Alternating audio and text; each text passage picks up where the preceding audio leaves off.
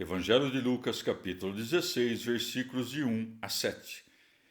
Dizia também a seus discípulos: Um homem rico tinha um feitor, que foi acusado diante dele de ter dissipado os seus bens. Chamou-o e disse-lhe: Que é isto que ouço dizer de ti? Dá conta da tua administração. Não mais poderás ser meu feitor. Então o feitor disse consigo: Que farei, visto que o meu senhor me tira a administração? Cavar não posso, de mendigar tenho vergonha. Já sei o que hei de fazer para que, quando for removido da administração, haja quem me receba em sua casa. Tendo chamado cada um dos devedores do seu senhor, disse ao primeiro: Quanto deves ao meu senhor? Ele respondeu: 100 cados de azeite. Então disse-lhe: Toma a tua calção, senta-te e escreve depressa 50. Depois disse a outro: Tu, quanto deves? Ele respondeu: 100 medidas de trigo. Disse-lhe o feitor: Toma a tua calção e escreve 80. Palavra da salvação. Comentário Lucas 16, de 1 a 7. São João Crisóstomo. Há certa noção errônea e corrente que só faz aumentar os desacertos e a apequenar as boas obras. É a opinião de que as coisas que os homens possuem para a manutenção da vida, possuem-nas como se delas fossem senhores e, por conseguinte, passam a havê-las pelo bem supremo. Mas a realidade é precisamente o contrário, porque não fomos colocados nesta vida presente como os senhores da casa, mas, semelhantes a hóspedes e forasteiros, somos levados inopinadamente para onde não desejamos estar. Quem agora é rico, dentro em pouco será mendigo. Assim, sejas quem fores, hás de saber que não és senão administrador de bens alheios, e os direitos que te foram concedidos são transitórios e passageiros. Afasta para longe, portanto, o orgulho que inspira tais pensamentos e toma para ti a humildade e a reserva que convém a um simples feitor. Então, o Senhor lhe destituiu do cargo, conforme narra a parábola. Chamou-o e disse-lhe: Que é isto que ouço dizer de ti? Dá conta da tua administração. Não mais poderás ser meu feitor. Todos os dias, dirige-nos nosso Senhor essas palavras por meio do que nos acontece, como quando, por exemplo, ficamos sabendo de certo homem que, sem embargo de gozar boa saúde ao meio-dia, expira antes do cair da noite, ou daquele outro que morre em meio ao banquete. Bem se vê a diversidade de maneiras pelas quais nos é arrancado o posto de administrador. O bom administrador, porém, que confia no próprio trabalho, deseja deixar este mundo a estar com Cristo, como diz São Paulo, Filipenses 30, 20. Ao passar que quem se fia dos bens terrenos angustia-se na hora de deixar este mundo. Por isto está escrito. Então o feitor disse consigo: Que farei, visto que o meu senhor me tira a administração? Cavar não posso, de mendigar tenho vergonha. Verdade é que a preguiça infirma o homem para o trabalho, porquanto ninguém haveria de temer a hora da morte, se houvesse trabalhado com afinco durante o tempo em que viveu. Em sentido alegórico, entendemos que depois desta vida já não é tempo de trabalho. A vida presente é para o cumprimento dos mandamentos, a vindoura, porém, para a consolação. Se somos ociosos aqui, vã é a esperança de recompensa póstuma, porque lá nem o mendigar nos servirá. E prova disso acha-se na parábola das virgens imprevidentes, que, sem embargo de terem mendigado às prudentes, retornaram de mãos vazias. Mateus 25. Que cada um, pois, revista-se de sua vida, como de uma túnica, sabendo de que não dispõe de outra.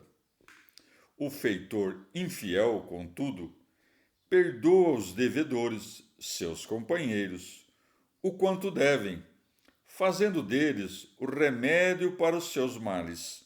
Segue-se, pois. Já sei o que hei de fazer, para que, quando for removido da administração, haja quem me receba em sua casa. Isto é, todo aquele que, prevendo o próprio fim, desafoga o peso de seus pecados com boas obras, perdoando ao que lhe deve ou dando esmola aos pobres, e distribui generosamente os bens do seu senhor. Esse granjeia amigos que haverão de testemunhar em seu favor diante do juiz, não, porém, com palavras, mas pondo a lume as boas obras que praticou. Este testemunho já há de lhe preparar a casa da consolação. Verdade é que nada há que nos pertença, pois todos os bens são posses de Deus. Prossegue-se. Tendo chamado cada um dos devedores do seu senhor, disse ao primeiro: Quanto deves ao meu senhor? Ele respondeu: 100 dados de azeite. Carta de São Paulo aos Romanos, capítulo 15. Nós, os fortes, temos de arcar com as fraquezas dos fracos, e não procurar nossa satisfação. Procure cada qual a satisfação do próximo, para o que é bom e construtivo. Tampouco o Messias procurou a própria satisfação, mas, como está escrito, as afrontas com que te afrontam caíram sobre mim. O que se escreveu, então, foi para nossa instrução, para que pela paciência e consolação da Escritura tenhamos esperança. O Deus da paciência e da consolação vos conceda concórdia mútua, seguindo Cristo Jesus, de modo que, num só coração e numa só voz, glorifiqueis a Deus, Pai de nosso Senhor Jesus Cristo.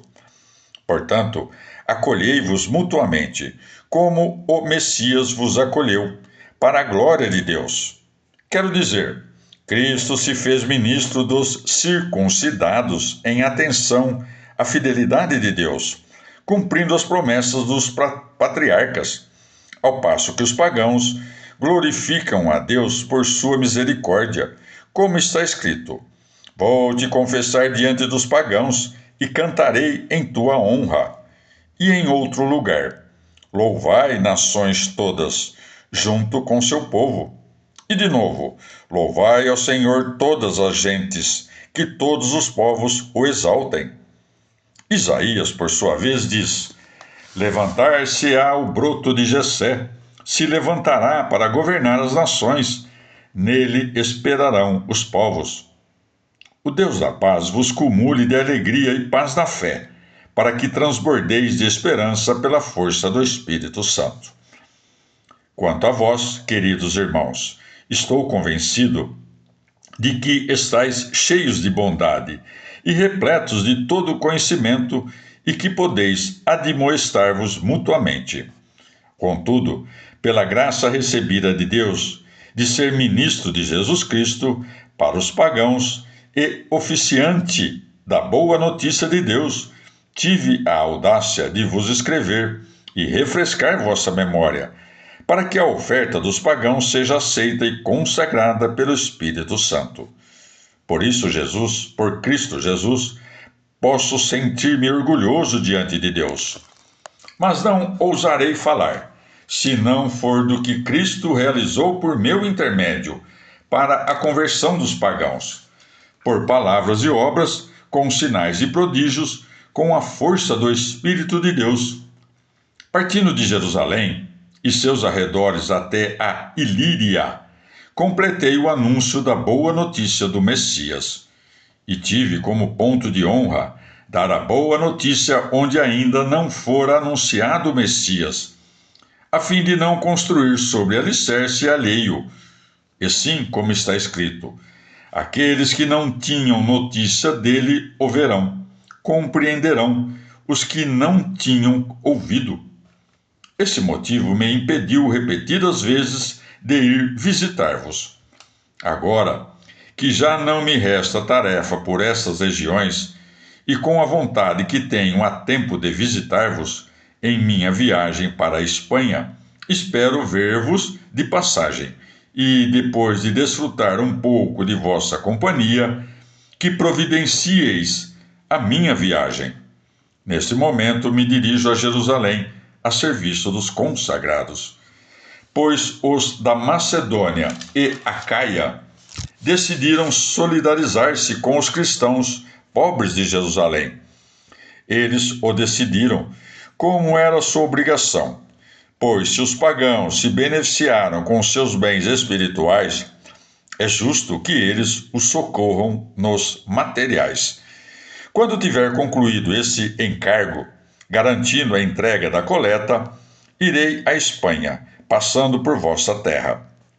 E sei que, quando for visitar-vos, o farei com a plena bênção de Cristo.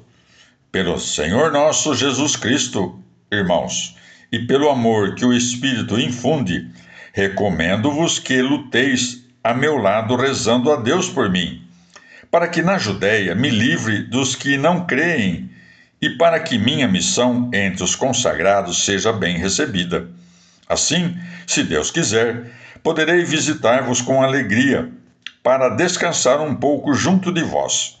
O Deus da paz esteja com todos vós. Amém. Palavra do Senhor. Salmo 98.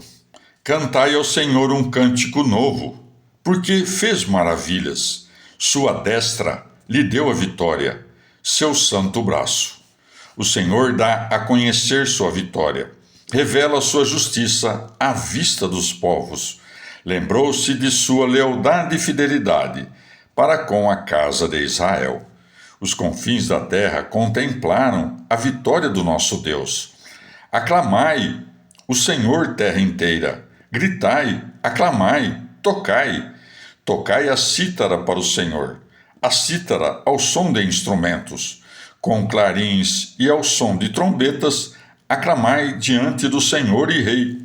Retumbe o mar e tudo o que ele contém, o orbe e todos os que nele habitam.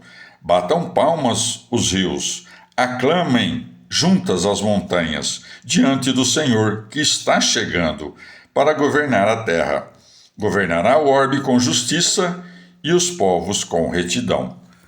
Palavra do Senhor. Transposição cristã do Salmo 98, por Luiz Alonso. Essa reação que espera o remédio das injustiças com a vinda de novo monarca ou chefe está profundamente arraigada nos homens. É a necessidade e o direito de esperar. Os exemplos do Antigo Testamento não são exceção nem peculiaridade, são testemunhos de desejos e esperanças simplesmente humanos. A universalidade desse afã humano facilita a transposição do Salmo. Para fazê-la, fixamo-nos nos símbolos fundamentais e vinculados, o advento e o reinado. Advento deriva de vir. Em seu primeiro sentido, oferece-nos uma metáfora espacial, de movimentos em nossa direção. Concebemos um Deus distante que se aproxima e chega. O êxodo do Egito terminou com um anúncio sóbrio: cheguei, Juízes 5,14. Repete-o o êxodo da Babilônia. Também concebemos a encarnação como uma vinda de Deus ao mundo, quando a palavra se faz homem, vem ao mundo e habita entre nós. Não menos importante é o uso temporal do verbo. O hebreu representa-se o homem num ponto do tempo e vê o futuro vindo de atrás até alcançá-lo. Nas etimologias portuguesas percebemos concepção parecida. Chamamos o futuro de porvir, esperamos o vindouro, falamos do ano que vem, aspiramos quando chegará o dia. Os hebreus tardios chamaram a era escatológica de o mundo vindouro, e um título do Messias é o que deve vir. Nosso advento faz parte da concepção temporal, mais que da espacial. A teologia e a liturgia ensinam-nos a contar 3 adventos: a vinda histórica do Salvador ao mundo, sua vinda final ou parousia, a celebração litúrgica de ambas. O Salmo 98 é salmo de advento, seu caráter é litúrgico, seu símbolo pode abarcar qualquer vinda, desde o nascimento de Cristo até a parousia. No plano litúrgico, pode-se especificar sua vinda sacramental. A transposição desse símbolo é tão fácil que se pode usar o salmo pedagogicamente para ilustrar as leituras alegórica, tropológica e analógica do Antigo Testamento. Se o salmo fala do Senhor, nós celebramos sua vinda no Messias Senhor. O segundo símbolo do salmo é o reino ou reinado. O Messias vem para inaugurar novo regime, para pregar e estabelecer o reinado de Deus na história. Ensina-nos a pedir que venha teu reinado. Descreve-nos com muitas imagens o caráter e desenvolvimento do novo regime. O tema é tão central no Novo Testamento, sobretudo nos Evangelhos, que parece desatino querer resumi-lo aqui. Ainda que não seja demais recordar que um de seus conteúdos centrais é a justiça. Lido em chave cristã, o Salmo canta uma ação central de Deus na história: sua vitória sobre o pecado e a morte e a ressurreição de seu Filho. Esse é o dia em que agiu o Senhor. Foi um milagre patente. Salmo 118, 23. A ação maravilhosa, realizada à vista de todos, ação que inaugura a nova era definitiva da humanidade, que é o reinado de Deus. Pode-se falar de um canto novo. O primeiro cântico de Moisés, registrado em Êxodo 15, comemora a vitória de Deus sobre o Mar Vermelho e o exército egípcio.